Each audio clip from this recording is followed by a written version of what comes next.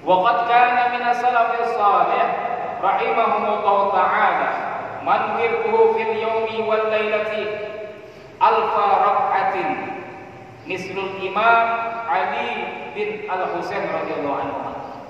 Di antara pendahulu kita yang saleh, ada di antara mereka dalam satu hari semalam, satu hari satu malam 1000 rakaat salatnya. Sebagaimana Al-Imam Ali bin Sayyidina Al-Husain, Al-Imam Ali bin Sayyidina Al-Husain, cicitnya Rasulullah sallallahu alaihi wasallam. Nama beliau Ali bin Husain bin Ali Zaid bin Ali karramallahu wajhah. Ali ini suaminya Fatimah Zahra binti Rasulullah sallallahu alaihi wasallam. Ini sholatnya sehari 1000 rakaat. Insyaallah kita malu jadinya. Kalau malam itu kada bangun tahajud, malu.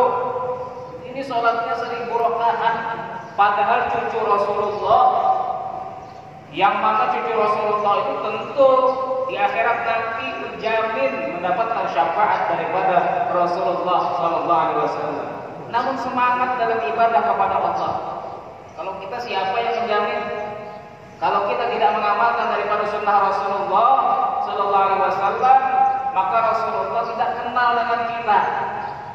Bagaimana supaya kita dikenal oleh Rasulullah sebagai umatnya? Kerjakan sunnah-sunnahnya. Kerjakan sunnah-sunnahnya sehingga ketika di akhirat Rasulullah melihat kepada kita dan Rasulullah memberikan syafaat kepada kita. Amin ya rabbal alamin. Sayyidina Ali bin Al-Husain ini mendapatkan gelar As-Sajjad, orang yang ahli sujud. Itu kalau di dalam ilmu sorofnya, As-Sajjad itu diambil daripada kata fa'al, orang yang terus menerus sujud, orang yang banyak sujudnya. Kenapa beliau diberi gelar As-Sajjad, orang yang sangat banyak sujudnya? Karena sebagian besar daripada malam hari beliau gunakan untuk ibadah kepada Allah Subhanahu wa taala dengan mengerjakan salat. Dan yang paling baik di dalam salat itu adalah ketika di dalam sujud. Paling dekatnya kita dengan Allah di dalam salat adalah ketika kita berada di dalam sujud.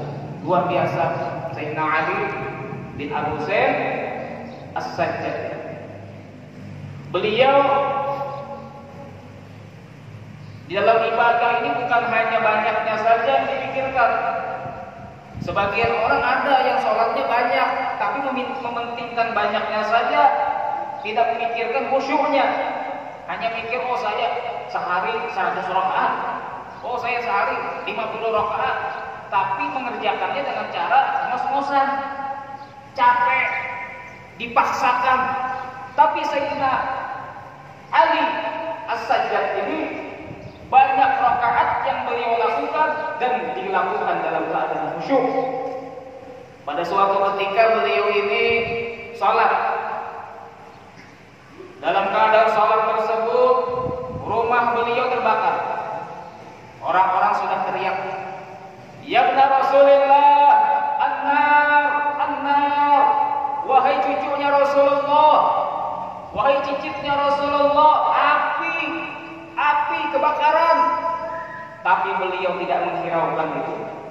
Beliau terus di dalam salatnya, khusyuk di dalam salatnya. Sehingga ketika beliau bangun daripada tidur, daripada salatnya, selesai daripada salatnya, api juga sudah padam.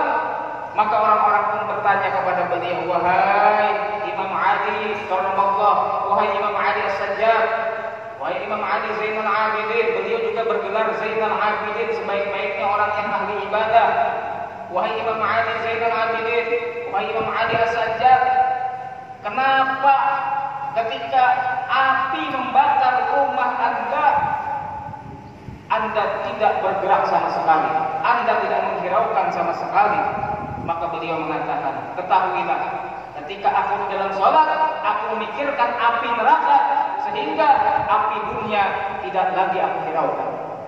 Ini Imam Ali As-Sajjad. Imam Ali As-Sajjad ini saking khusyuknya, beliau itu kalau mengambil wudu itu sudah khusyuk. Belum sholat. Ini belum sholat.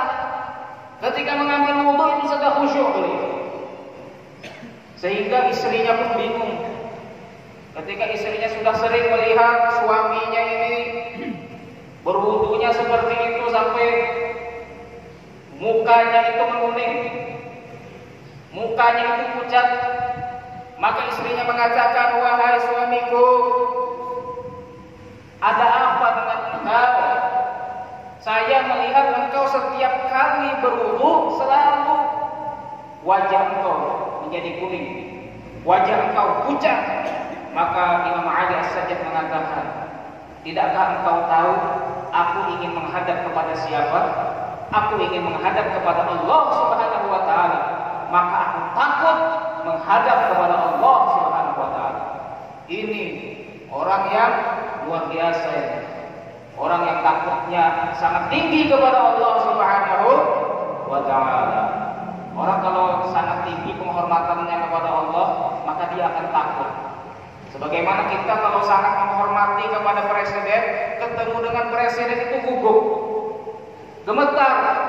Ketika kita sangat menghormatinya, ini bertemu dengan bupati, oh gugup kita, gemetar.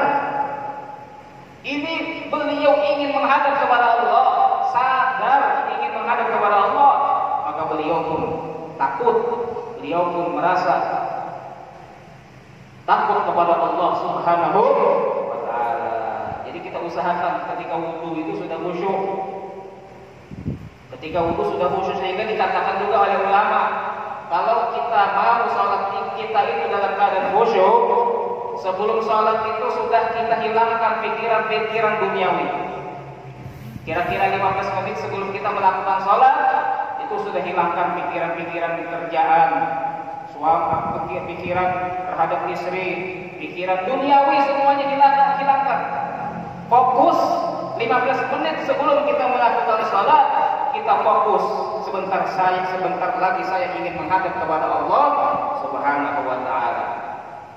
Itu Imam Ali karramallahu wajhah. Imam Ali As-Sajjad, salah satu Rasulullah. Kalau Imam Ali karramallahu wajhah, ayahnya Imam Ali As-Sajjad bin Al-Husain bin Imam Ali karramallahu wajhah. Beliau ini apabila mengerjakan salat, maka diriwayatkan ka'annahu sa'u syajaratin la yataharraku minhu syai'un. Kalau sudah mengerjakan salat, maka beliau itu seakan-akan seperti batang pohon, tidak bergerak sama sekali. Tidak bergerak sama sekali. Jadi selain hatinya khusyuk, badannya pun tidak bergerak, bagaikan pohon yang tidak bergerak sama sekali, kecuali gerakan yang muncul karena angin yang sangat kencang. Jadi walaupun kadang-kadang bergerak, itu bergeraknya karena hembusan angin yang kencang. Kemudian wa minhum man wirduhu 500 rakaat. Dan di antara orang saleh, mereka ada yang dalam sehari semalam mereka melakukan ibadah salat sunnah 500 rakaat. Seperti Bishr bin Mansur Al-Basri. Bishr bin Mansur Al-Basri ini salatnya 500 rakaat tiap harinya, salat sunnah. Wa minhum man wirduhu 300 rakaat.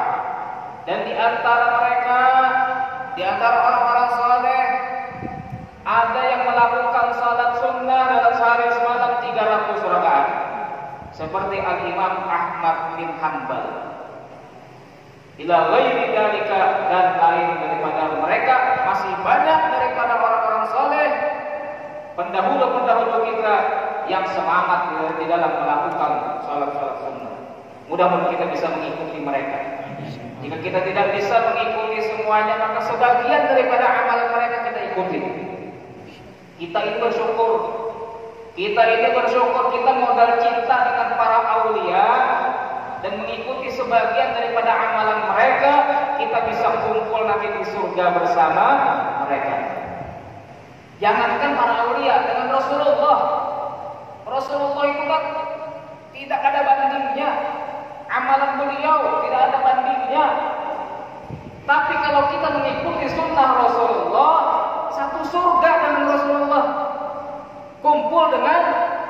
Allah nikmat kita ini. Yang penting kita berusaha mengamalkan sebagian daripada sunnah-sunnah Rasulullah Sallallahu Alaihi Wasallam. Biar cinta misalnya kepada Syekh Salman Al-Madani, ikuti sebagian amalan beliau, maka di akhirat kumpul dengan beliau. Padahal apalah amalan kita dibandingkan dengan amalan beliau, tapi satu surga dengan beliau. Maka jangan disia-siakan. Mumpung kita masih hidup, ayo kita mengikuti daripada amalan-amalan Nabi Muhammad, amalan-amalan para aulia Allah Subhanahu wa taala. Mudah-mudahan kita kumpul bersama mereka. Amin ya rabbal alamin. Wa'lam, dan ketahuilah, anna lis-salati suratan zahiratan wa haqiqatan batinatan. Bahwasanya salat itu punya bentuk yang zahir dan hakikat yang batin. Salat itu ada bentuk yang zahir dan hakikat yang batin. Wa la yakunu minal muqimina lis-salati 'inda Allah Ta'ala hatta yuqima surataha wa haqiqataha kama yanbaghi. Dan tidaklah seseorang itu dianggap oleh Allah melakukan salat sehingga dia melaksanakan zahirnya dan hakikatnya. Jadi zahirnya dia laksanakan, hakikat daripada salat dia laksanakan juga. Adapun zahirnya salat seperti rukun-rukun dan adat-adatnya yang zahir. Zahirnya salat itu kan takbiratul ihram, bacaannya Allahu Akbar, membaca doa iftitah, baca suratul Fatihah, baca surat setelah suratul Fatihah, kemudian ruku, di situ ada bacaan juga subhana rabbiyal azim wa bihamdihi, kemudian i'tidal, kemudian di situ ada bacaannya juga. Itu namanya zahirnya salat. Zahirnya salat. Zahirnya salat kita usahakan baik dalam mengerjakannya, benar dalam mengerjakannya, dan kita usahakan juga batinnya salat, hakikatnya salat juga baik. Apa itu hakikatnya salat? Yaitu khusyuk. Kita sadar kalau kita dalam keadaan mengerjakan salat. Kita sadar kalau kita ini sedang berhadapan dengan Allah Subhanahu wa taala, hadir hati bersama Allah. Jadi sadar kalau bersama Allah Subhanahu wa taala. Kalau kita berhadapan dengan orang yang sangat kita segani, pasti kita fokus dengan beliau.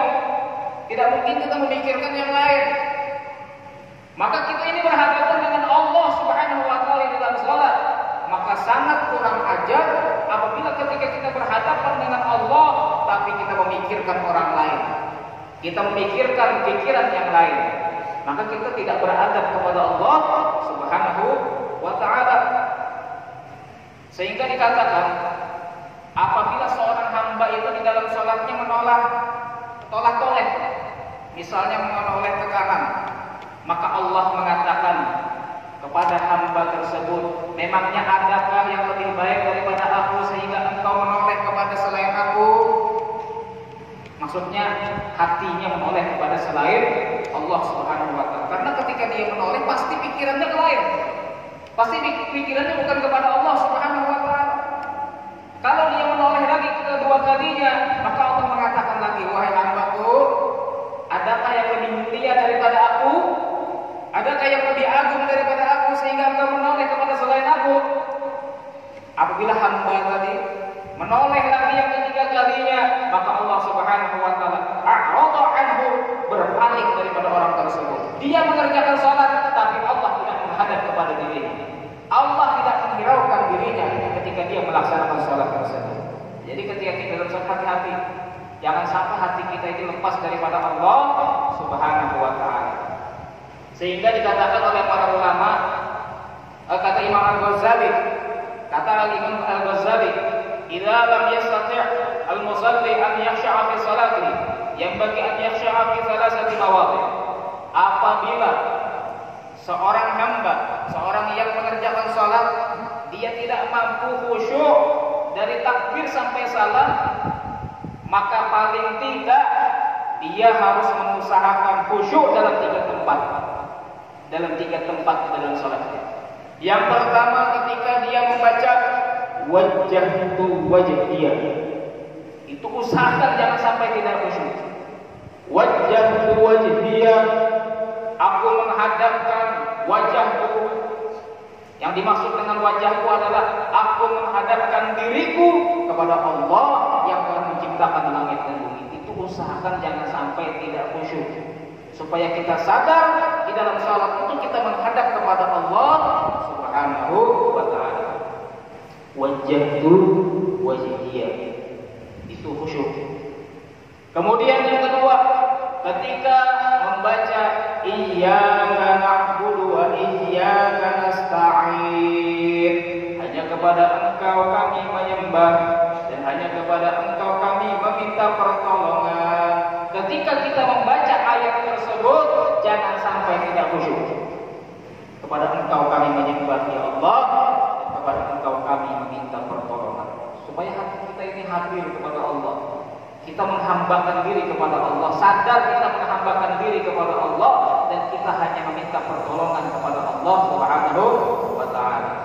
Dan ketika kita mengatakan assalamu alayka ayyuhan nabi, kesejahteraan atas engkau wahai nabi. Ini salam kita kepada Nabi Muhammad sallallahu alaihi wasallam. Ini usahakan 3 tempat ini jangan sampai hati kita tidak khusyuk ketika membaca. Ketika kita membaca wajah kita khusyuk, kita sadar kita berhadapan kepada Allah Subhanahu wa taala. Ketika kita membaca iyyaka na'budu wa iyyaka nasta'in, kita sadar kita ini hamba Allah. Kita beribadah kepada Allah dan hanya minta pertolongan kepada Allah. Ketika membaca assalamu alayka ayyuhan nabiyyu, kita sadar kita sedang salam dengan Nabi Muhammad SAW. Ketika itu kita ingat kepada Nabi Muhammad dan kita mengucapkan salam penghormatan kepada Nabi kita Muhammad SAW. Para hadirin hadirat yang dimuliakan oleh Allah Subhanahu wa taala. Dikatakan pula oleh sebagian ulama mengutip daripada hadis Rasulullah SAW yang mana Rasulullah bersabda, "Shalli salata muwaddi'in." Salatlah engkau seperti salatnya orang yang terakhir kali melaksanakan salat. Jadi ketika kita melaksanakan salat, salatlah kita sebagai seakan-akan kita terakhir kali melaksanakan salat di atas dunia ini. Maka kita akan bisa melaksanakan salat dengan keadaan khusyuk. Nanti kita akan salat Isya. Maka anggaplah salat Isya itu terakhir kali kita mengerjakan salat di atas dunia ini. Maka kita akan berusaha agar salat kita tersebut adalah salat yang khusyuk. Hadir hati kita kepada Allah Subhanahu wa taala. Sadar hati kita kalau kita dalam keadaan mengerjakan salat. Itu perlu dipikirkan itu. Seakan-akan salat yang kita lakukan itu adalah salat terakhir, karena mungkin saja umur kita tidak sampai kepada waktu subuh. Nanti datang waktu subuh, ternyata Allah panjangkan umur kita sampai masuk waktu subuh, kita salat lagi, mengerjakan salat subuh, kita anggap seakan-akan salat subuh itu salat terakhir bagi kita. Karena mungkin saja umur kita tidak sampai kepada waktu subuh. Dan begitu seterusnya, agar kita selalu bisa menghadirkan hati kita di dalam sholat kita. Sehingga kata ulama menjelaskan tentang hadis Rasulullah tersebut, bukan hanya sholat, tapi ibadah yang lain pun anggaplah seperti itu. Anggap ibadah tersebut ibadah terakhir yang kita lakukan. Kita mengerjakan sholat atau puasa, supaya puasa kita tadi benar-benar kita lakukan dengan baik, maka anggaplah seakan-akan puasa tersebut puasa terakhir bagi kita. Kita membaca Al-Quran agar kita khusyuk dalam membaca Al-Quran, agar kita mentadabburinya, maka anggaplah seakan-akan itu bacaan Al-Quran kita yang terakhir, maka kita akan berusaha untuk khusyuk dan tadabbur di dalam membaca tersebut. Kemudian qala alaihi salatu wassalam, bersabda Nabi alaihi salatu wassalam, innal musalli munajin rabbah, sesungguhnya orang yang mengerjakan salat itu dia sedang bermunajat kepada Tuhannya. Orang yang salat itu sedang berbincang-bincang dengan Allah Subhanahu wa taala. Bukan hanya dirinya yang berbicara, tapi Allah juga berbicara kepada dirinya ketika dalam salat. Ketika kita baca surat Al-Fatihah, Allah menjawab bacaan surat Fatihah kita. Seperti kita ketika membaca Alhamdulillahirabbil alamin, Allah mengatakan ketika itu, hambaku telah memuji aku. Allah berbincang-bincang dengan kita ketika kita dalam salat. Kita munajat kepada Allah Subhanahu wa taala. Innal musalli munajat rabbah. Orang yang mengerjakan salat itu sama dengan dia bermunajat kepada Allah Subhanahu wa taala. Wa qala alaihi salatu wassalam, idza qama al-'abdu ila shalah aqbala Allah 'alaihi biwajhi. Apabila seorang hamba mengerjakan salat, maka Allah menghadap kepadanya dengan wajahnya. Ketika seorang hamba melakukan salat, maka Allah menghadap kepadanya. Tapi jangan dipikirkan Allah itu punya wajah seperti kita, kata Allah tidak seperti manusia. Allah tidak punya tangan, kepala, kaki. Jangan dipikirkan Allah itu seperti kita. Laisa kamitslihi syai'un. Tidak ada yang seperti Allah. Tidak ada yang seperti Allah. Maka selagi kita di dunia jangan pikirkan Allah itu gimana sih? Kayak apa keren Allah itu? Itu nanti di akhirat. Ketika kita dimasukkan oleh Allah ke dalam surga, maka Allah izinkan mata kita memandang kepada Allah Subhanahu wa taala. Yang pasti Allah adalah paling indah daripada segala-galanya. Sehingga penduduk surga itu ketika masuk surga, mereka lebih nikmat memandang kepada Allah daripada nikmat-nikmat yang mereka rasakan di dalam surga. Makanannya enak dalam surga, bidadari dan nikmat-nikmat yang lain, minumannya, tempat tinggalnya, nikmat semuanya. Tapi tidak ada yang bisa mengalahi nikmatnya ketika kita memandang kepada Allah Subhanahu wa taala. Di dunia jangan kita membahas bagaimana sih zat Allah itu, jangan dibahas.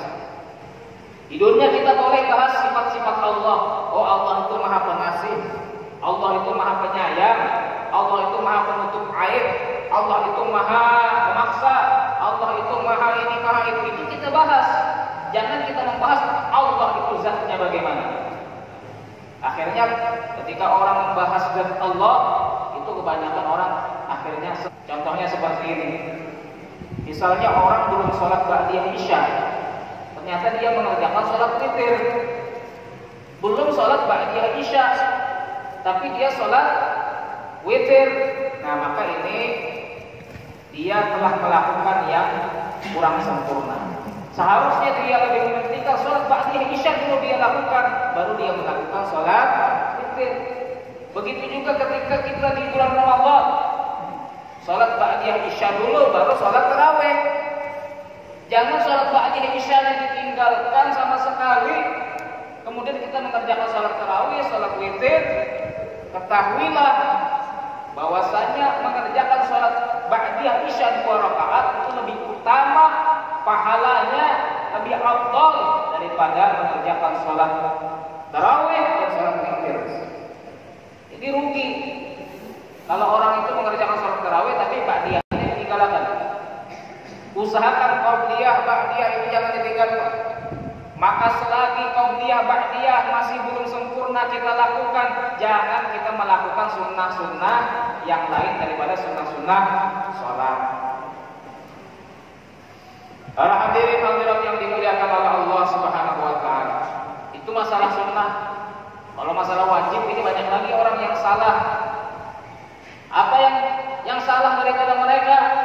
Yang salah dulu bertahun-tahun bahkan mungkin puluhan tahun tidak mengerjakan sholat, atau sholatnya bolong-bolong. Ternyata sholat tarawihnya semangat, sholat qabliyahnya semangat, sholat ba'diyahnya semangat, tapi sholat yang dulu belum dikodok. Ini adalah orang yang tertipu dengan tipuan syaitan. Dia menganggap sholat sunnah tadi luar biasa. Dia menganggap dia adalah orang yang ahli ibadah dengan mengerjakan sholat tarawih. Kemudian dilanjutkan dengan sholat witir. Padahal amalannya tadi tidak diterima oleh Allah Subhanahu wa taala selagi sholat yang dulu belum diqodoi. Itu banyak orang yang melupakan sholat qodoknya, tapi dia semangat melaksanakan sholat sunnah. Itu malam-malam Ramadan itu banyak itu. Kalau sudah sholat tarawih semangat mana? Semangat mana? Itu bisa jadi syaitan yang menyuruh. Kata syaitan, ayo semangat sholat tarawih, ayo. Kalau perlu kamu berangkat ke masjid sebelum azan isya. Ayo semangat sholat tarawih. Tapi kata setan, bubu muli ya setan. Biar aja ya sholat tarawih di situ uyuh-uyuh, kan diterima juga sholat tarawihnya. Sedangkan sholat qodok yang dulu dia tinggalkan belum dia bayar. Nah, jadi bayar dulu. Kalau kita punya hutang sholat itu dibayar dulu, dicicil tiap harinya. Setelah sholat zuhur, qodok sholat zuhur yang dulu pernah ditinggalkan. Setelah sholat asar, qodok sholat asar yang dulu pernah ditinggalkan. Setelah sholat maghrib diqodok. Bahkan sholat tahajudnya pian qodok sholat. Sholat tahajudnya pian kadang perlu, sholat witir, sholat hajat, sholat istikharah kadang perlu. Pian sholat qodok aja itu sudah dianggap tahajud bagi dia. Jadi banyaki sholat qodok. Nah, mungkin dulu kita mengerjakan sholat, tapi ada di antara sholat kita yang tidak diterima oleh Allah, maka kita dianjurkan juga untuk mengqodoknya. Bisa jadi dulu kita belum tahu ilmu sholat, belum tahu fikihnya, sehingga kita mengerjakannya dengan dalam keadaan kurang rukunnya, kurang syaratnya, maka kita sambil mengqodok sholat kita sebelum kita menghadapi kematian kita. Para hadirin hadirat yang dimuliakan oleh Allah, begitulah syaitan. Syaitan itu kadang-kadang menyuruh kita ibadah, tapi tujuannya adalah kejelekan. Seperti itu tadi, menyuruh kita sholat tarawih, tapi tujuannya agar kita mendapatkan kesia-siaan. Bahkan pada suatu ketika iblis ini bicara kepada syaitan, wahai syaitan, itu yang lagi sholat itu kira-kira makanannya halal apa haram? Kata syaitan, oh itu makanannya haram, wahai bos. Maka iblis mengatakan, wahai syaitan, tidak usah digoda orang tersebut, biarkan dia mengerjakan sholat, karena sholatnya hanyalah sholat yang sia-sia, tidak diterima oleh Allah Subhanahu wa taala. Jadi bisa jadi orang yang giat ibadahnya, semangat ibadahnya, bisa jadi ibadahnya tersebut sia-sia karena makanannya tidak dijaga, makanannya asal daripada yang haram. Karena mungkin sholatnya yang belum diqodok, sehingga amalannya daripada ibadah sunnah tidak diterima oleh Allah Subhanahu wa taala. Wah, jadi uyuh benar ini qodok-qodok pulang nih. Biar aja uyuh di dunia, dia cicil aja. Kadang harus pian qodok sehari. Wah, qodok harus gawe-gawe seharian, tidak harus. Qodok sedikit-sedikit. Sampai salat kita yang dulu selesai semuanya kita qodok. Mudah-mudahan kita mampu melaksanakan. Ulun ini masih mengqodok salat-salat yang dulu. Masih kalau ada waktu-waktu ulun yang ada renggang, ulun sambil mengqodok. Padahal mulai kecil ulun sampai sekarang salat terus. Kenapa ulun mengqodok? Mungkin aja dulu ada kesalahan di dalam salat. Ada rukun atau syarat yang tidak dilaksanakan. Jadi semangat kita mengerjakan salat-salat qodok. Para hadirin hadirat yang dimuliakan oleh Allah.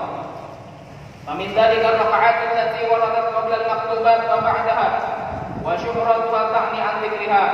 Dan daripada amalan sunnah yang dianjurkan untuk kita melakukannya adalah rakaat-rakaat sebelum salat fardu dan setelah salat fardu, yaitu qabliyah ba'diyah. Itu usahakan jangan ditinggalkan. Sebelum zuhur 2 rakaat. Sebelum zuhur bisa 2 rakaat, bisa 4 rakaat. Setelah zuhur bisa 2 rakaat, bisa 4 rakaat. Sebelum asar bisa 2 rakaat, bisa 4 rakaat. Kemudian setelah salat maghrib 2 rakaat. Sebelum salat isya 2 rakaat. Setelah sholat isya 2 rakaat. Usahakan kita istiqomah melakukannya dalam setiap harinya. Apabila qobliyah dia ketinggalan, dia sholat ke masjid ternyata sudah ketinggalan sholat qobliyah, datang ke masjid qomat sudah, maka dia lakukan qobliyah tadi setelah melakukan sholat fardu tersebut. Karena waktunya sholat qobliyah itu belum habis sampai habisnya waktu sholat. Qobliyah zuhur, kapan terakhir kita bisa melakukan qobliyah zuhur? Sampai habis waktu sholat zuhur, masih bisa dikerjakan. Qobliyah sholat isya bisa dikerjakan sampai keluarnya waktu isya. Jadi ketika kita ketinggalan qobliyah, kerjakan setelah melakukan sholat fardunya, supaya kita terus dalam istiqomah melakukan ibadah kepada Allah Subhanahu wa ta'ala. Wa min dzalika sholatul witri wa hiya sholatun tsabitatun muakkadah. Dan daripada sholat sunnah yang dianjurkan untuk kita lakukan adalah sholat witir. Yang mana sholat witir itu adalah sholat yang tetap, yang dikuatkan di dalam syariat. Sholat yang tetap ada riwayatnya dalam hadis Nabi SAW dan dikuatkan untuk kita lakukan, jangan ditinggalkan. Wa qad dhahaba ba'dul ulama ila wujubiha. Bahkan sebagian ulama mewajibkan sholat witir. Karena dalam hadis Nabi pernah mengatakan, "Man lam yutir falaysa minna." Barang siapa yang tidak mengerjakan witir, maka dia bukan daripada golongan kami. Jadi kerjakan witir, jangan ditinggalkan. Paling banyaknya 11 rakaat dan paling sedikitnya 1 rakaat, dan paling minimal daripada rakaat yang sempurna adalah 3 rakaat. Paling tidak kita istiqomah 3 rakaat mengerjakan witir dalam tiap malamnya. Kalau kita lagi uzur, bisa 1 rakaat kita melakukannya. Yang penting usahakan jangan kita meninggalkan daripada mengerjakan sholat witir. Rasulullah pernah bersabda, "Inna Allaha witrun yuhibbul witra fa'tiru ya ahlal Qur'an." Sesungguhnya Allah itu ganjil. Allah itu ganjil, satu itu ganjil. Dan Allah cinta kepada yang ganjil. Allah cinta kepada witir. Fa'tiru ya ahlal Qur'an, maka kerjakanlah sholat witir wahai ahli Al-Qur'an. Wa qala alaihi salatu wassalam, al-witru haqqun. Sholat witir itu hak, benar. Wa man lam yutir falaysa minna. Barang siapa tidak melakukan witir, maka dia bukan daripada golongan kami. Wa fi'luha min akhiril laili, dan melaksanakan sholat witir tadi daripada akhir malam. Liman lahu adatun, bagi orang yang punya kebiasaan rasikhatun, yang mendalam di dalam qiyami min akhirih, dalam melakukan sholat witir di akhir malam, afdal, maka itu lebih utama. Mengerjakan witir itu setelah dia mengerjakan sholat, misalnya dia mengerjakan sholat sunnah 2 rakaat, 2 rakaat, 2 rakaat, 2 rakaat, tutup dengan sholat witir di akhir sholat malam dia. Akhirilah sholat malam pian dengan sholat witir, ini yang lebih utama.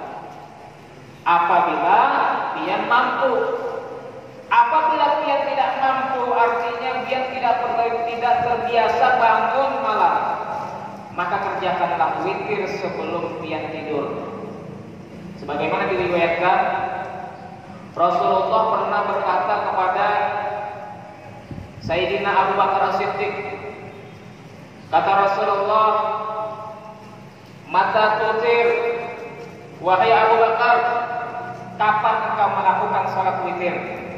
Maka Sayyidina Abu Bakar mengatakan, "Utiru min awwalil laili," aku salat witir di awal malam.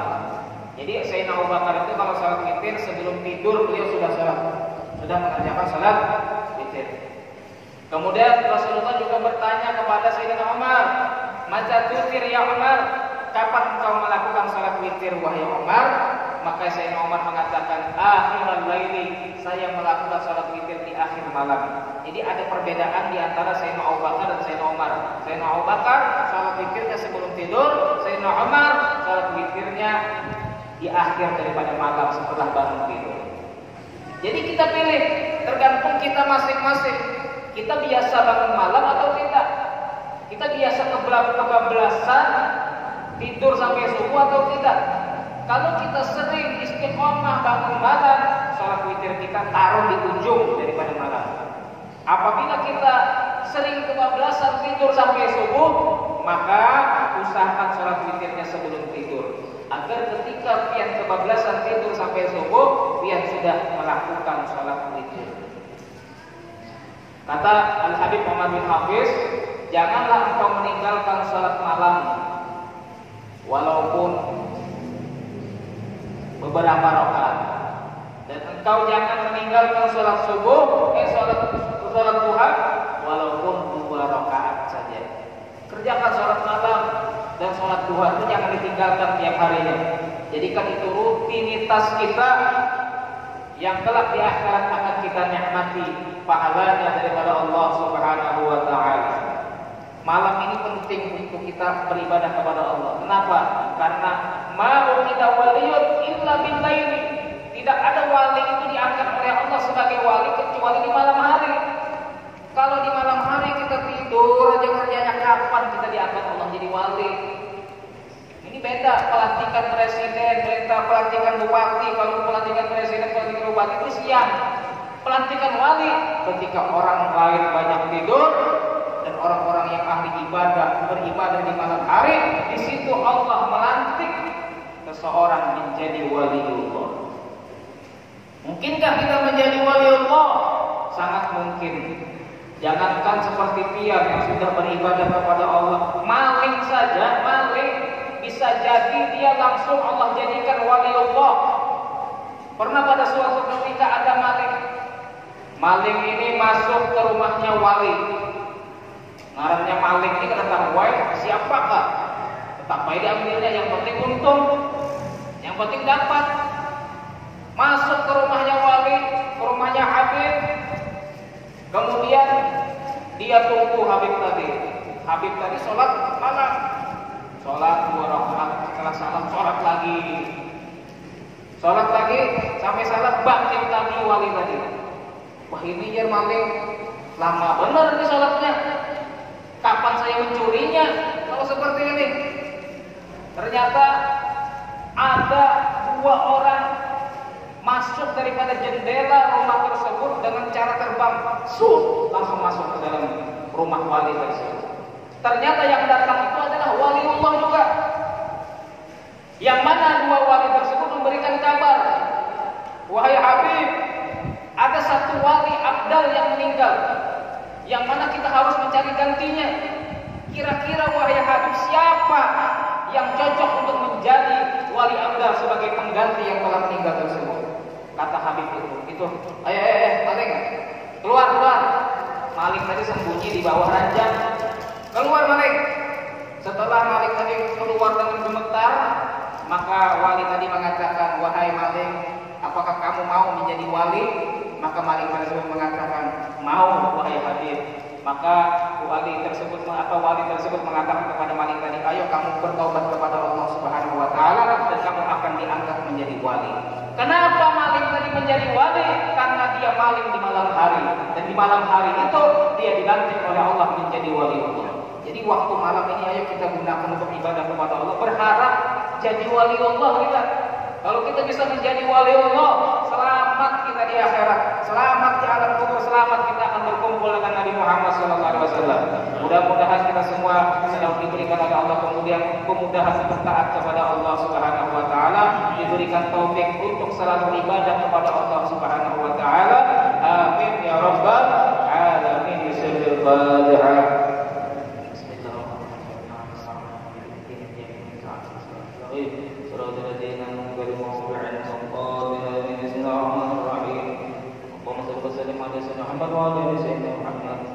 اللهم انفعنا بما علمتنا وعلمنا الذي ينفعنا بفضلك وفضل لنا وقربتنا الى اخرنا.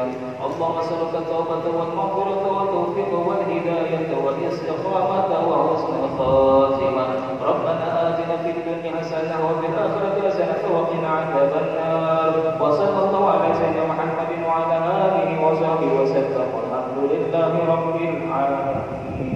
taqabbalallahu minkum